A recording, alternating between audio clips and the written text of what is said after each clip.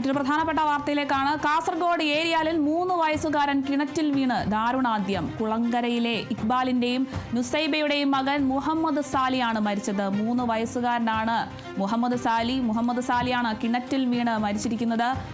കളിക്കുന്നതിനിടയിൽ കാൽ വഴുതി വീഴുകയായിരുന്നു. കുട്ടിയെ ഉടൻ കരക്കെത്തിച്ച് ആശുപത്രിയിൽ എത്തിച്ചെങ്കിലും രക്ഷിക്കാനായില്ല.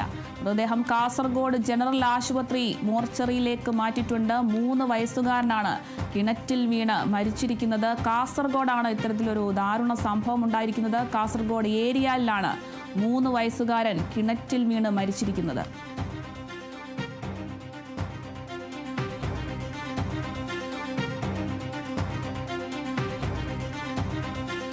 കാസർഗോഡാണ് സംഭവം ഉണ്ടായിരിക്കുന്നത്. കാസർഗോഡ് ഏരിയയിൽ 3 വയസ്സുകാരൻ കിണറ്റിൽ വീണ് മരിച്ചിരിക്കുന്നു. കുളങ്കരയിലെ ഇക്ബാലിന്റെയും നുസൈബയുടെയും മകൻ മുഹമ്മദ് സാലി, 3 വയസ്സ് മാത്രം പ്രായമുള്ള മുഹമ്മദ് സാലിയാണ് കിണറ്റിൽ വീണ് മരിച്ചിരിക്കുന്നത്. കളിക്കുന്നതിനിടയിൽ കാൽ വഴുതി വീഴുകയായിരുന്നു.